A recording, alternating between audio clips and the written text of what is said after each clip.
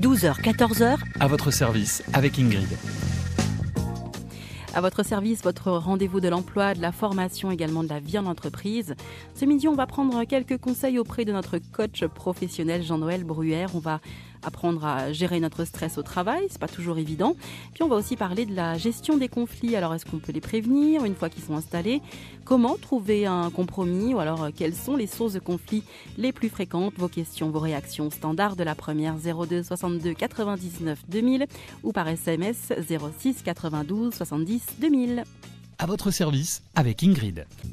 Ce midi, on va apprendre à gérer notre stress au travail. Dans À votre service, notre coach professionnel Jean-Noël Bruyère est là pour répondre à toutes vos questions en direct au 02 62 99 2000 et également vos réactions par SMS 06 92 70 2000.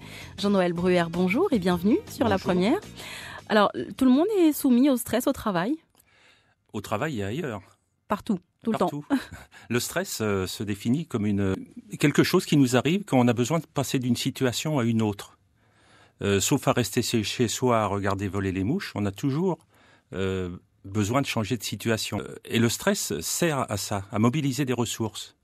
On peut comparer ça au tir à l'arc. Vous avez un arc, une flèche et une cible. Vous posez l'arc, la flèche, vous n'atteindrez jamais la cible. On n'en fait rien. Voilà.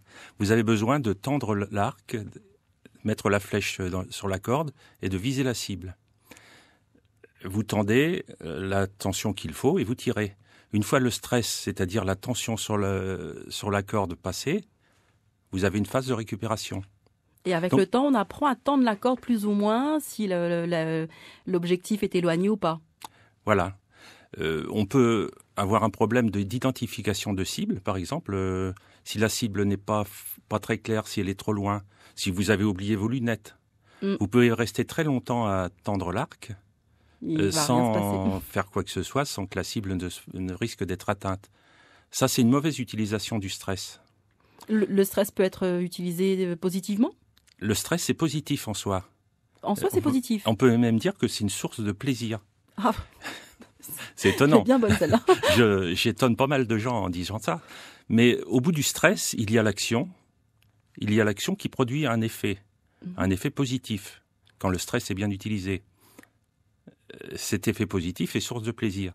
Donc le stress, c'est la condition pour obtenir un résultat. Une espèce de carburant pour avancer? Oui, Comme dans une voiture? c'est ça. Imaginons qu'on habite à la plaine des Cafres, qui fait très froid, que c'est l'hiver, que la voiture a passé la nuit dehors.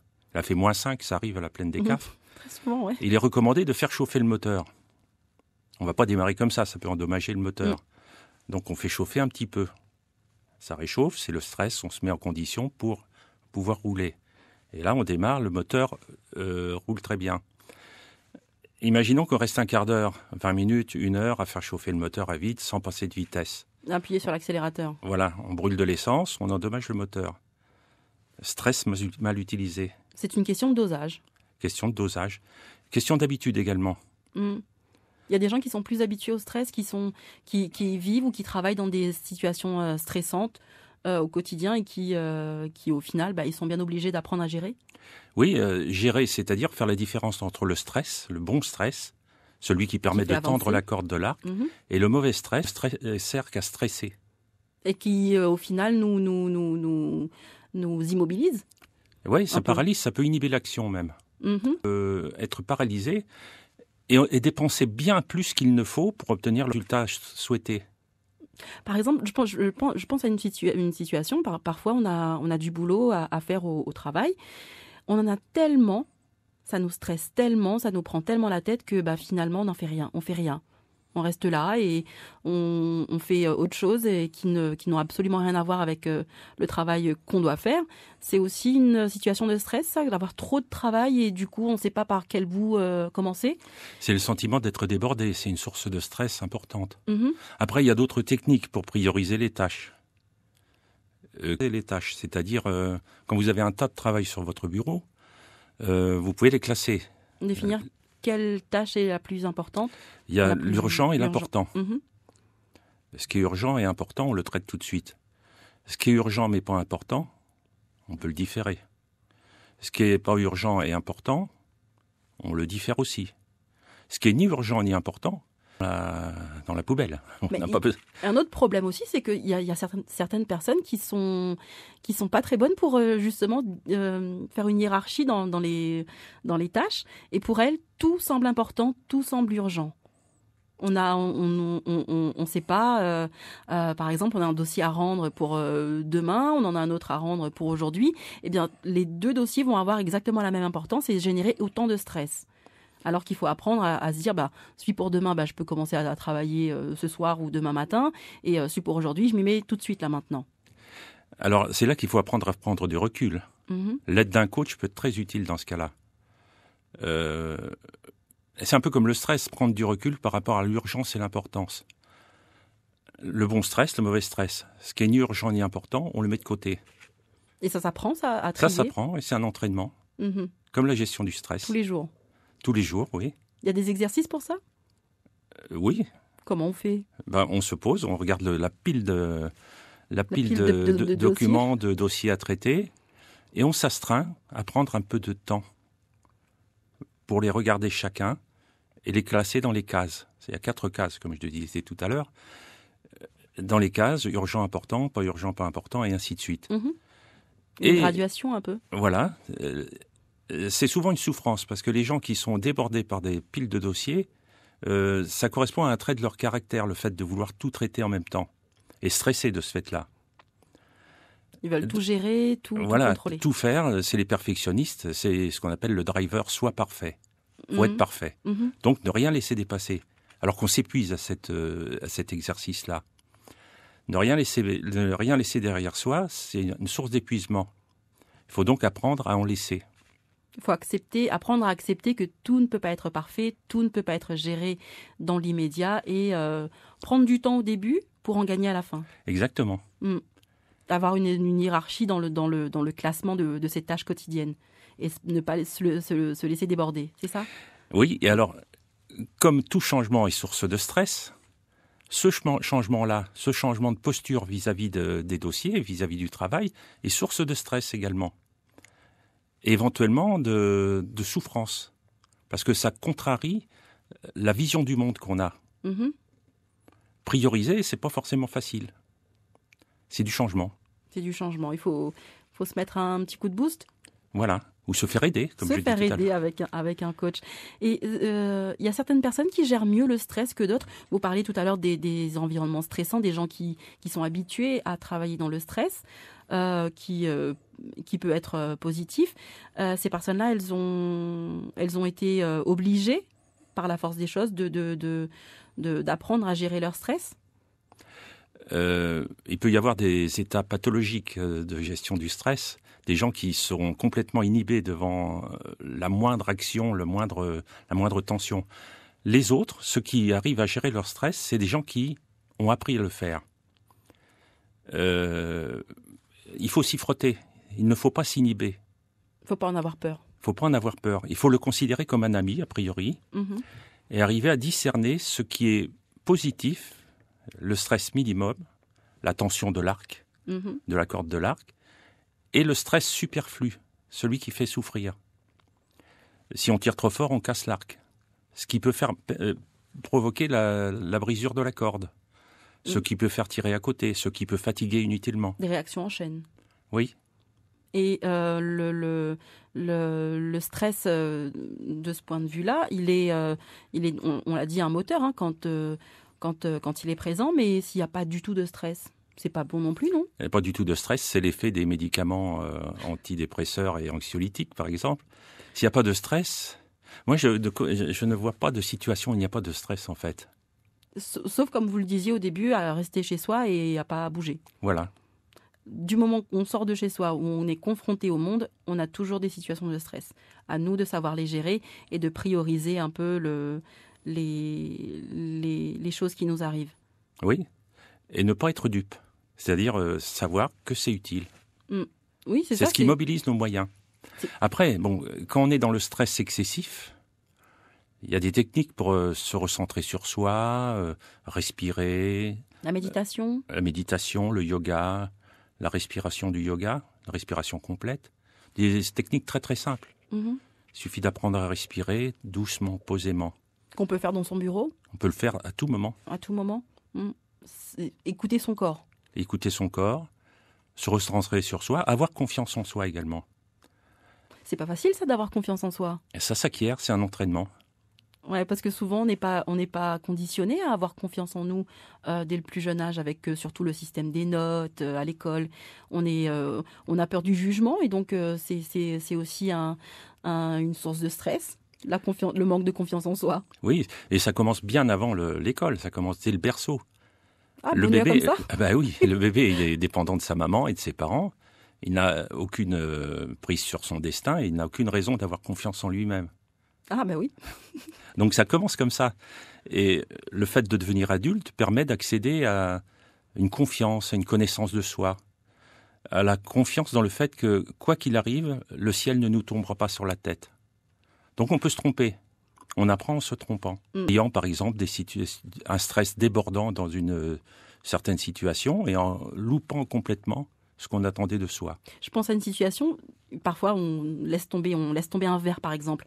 On met la table, il y a un verre qui tombe. Il y a certaines personnes pour qui ce sera la fin du monde. Mon Dieu, j'ai cassé un verre. Et certaines personnes qui diront, eh ben ça tombera pas plus bas. Voilà, vous avez tout compris. Merci. Je vous dois combien? On passera à la note après, à l'addition. Bon, ben, elle est bon alors. Quelles sont les sources de stress les plus fréquentes que vous rencontrez, vous, chez les gens qui viennent vous voir? Il y a le sentiment d'être débordé, qu'on a évoqué tout à l'heure. Une situation inattendue ou imprévisible qui vous prend au dépourvu, au débotté. Une nouvelle expérience, un changement de travail. Ou un changement de position. Un stress très important, par exemple, c'est un divorce. Dans le travail, ça a des répercussions parce que... ça a des répercussions partout. Partout, parce qu'on dit souvent, une fois qu'on arrive au boulot, on laisse sa vie personnelle derrière. C'est pas vrai, ça. Personne n'arrive à le faire. C'est un rêve. C'est utopique. C'est utopique. Parce qu'on est un tout, on est une personne donc qui a des interactions sociales avec ses collègues, sa famille. C'est difficile de faire le tri, enfin, c'est pas possible. Pas possible de cloisonner la vie privée et la vie professionnelle. On doit quand même tendre à ça, essayer le plus possible de laisser ses problèmes personnels à la porte du boulot, de l'entreprise. C'est ce qu'on devrait faire. L'idéal, c'est d'être cohérent dans tous les compartiments de sa vie. Être bien au travail, être bien à la maison. Être soi-même partout. Pas avoir deux visages au final. Oui. Une personnalité au boulot et une personnalité à la maison.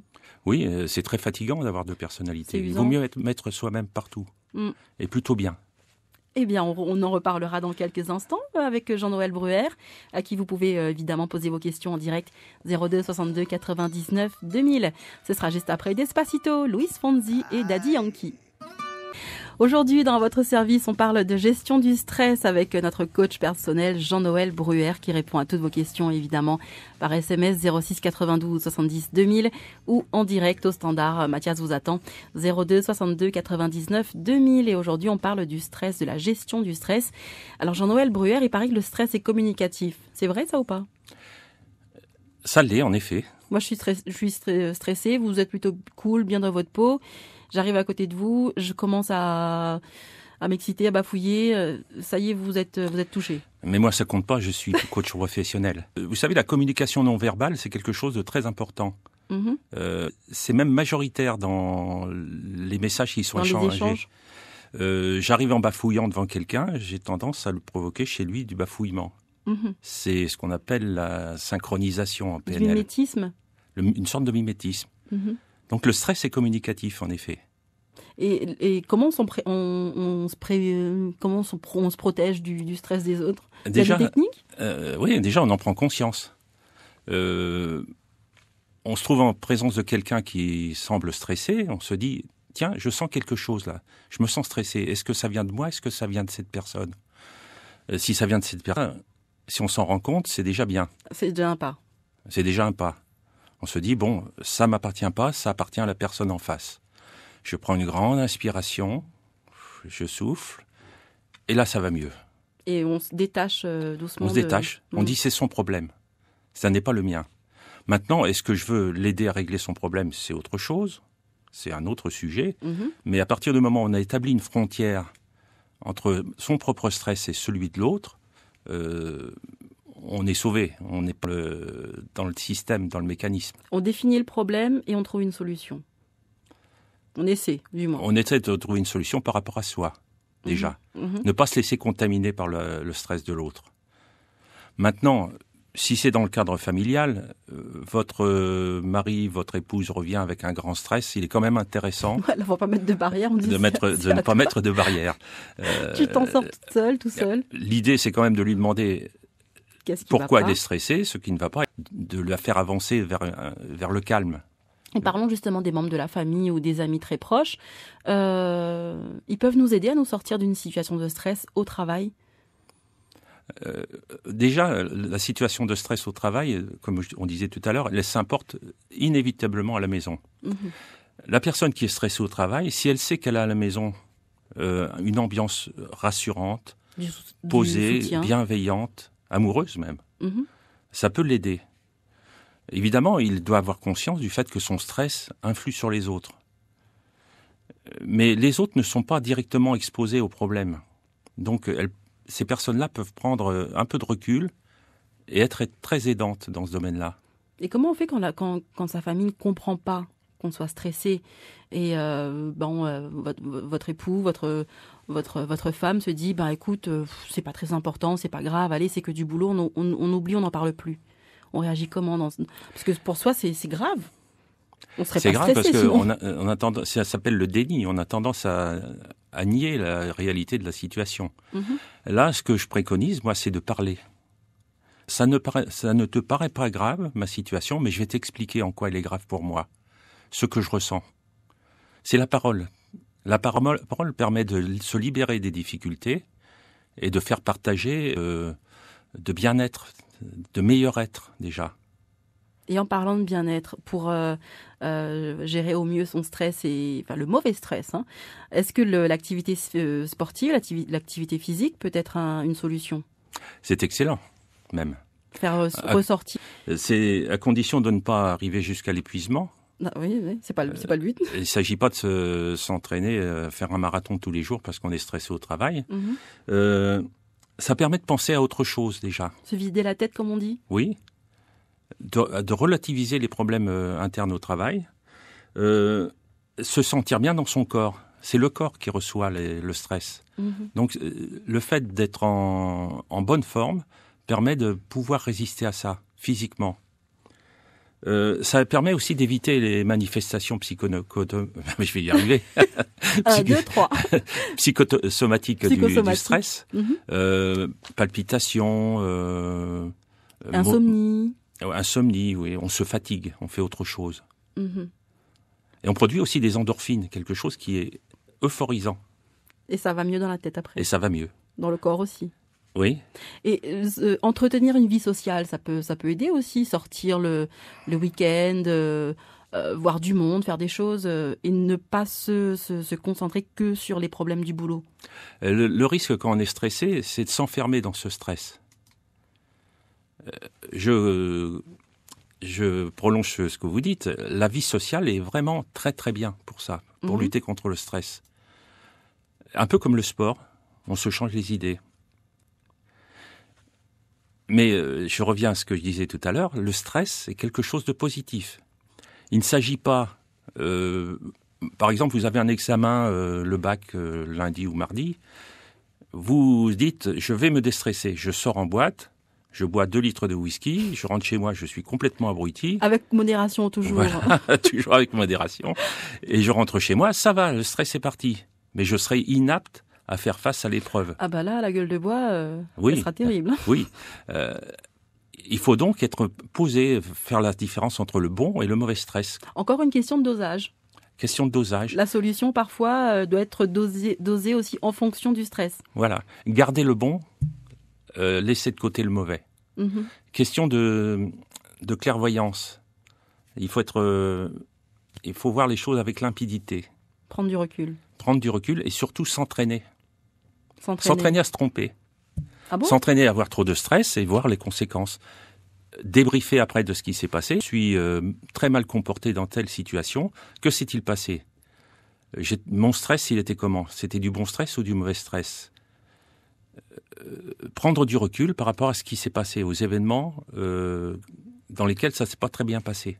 Mais encore faut-il avoir conscience qu'on a mal agi. On le sent en général. Il y a certaines personnes qui n'y arrivent pas, qui se disent pas j'ai mal agi, j'ai mal fait là sur ce coup-là. C'est rare. Oui. On se remet en question quand même un peu. On se remet en question. Ça peut être un oral d'examen, par exemple, dans lequel on a été incapable d'aligner 2 mots. Là, il y a un problème.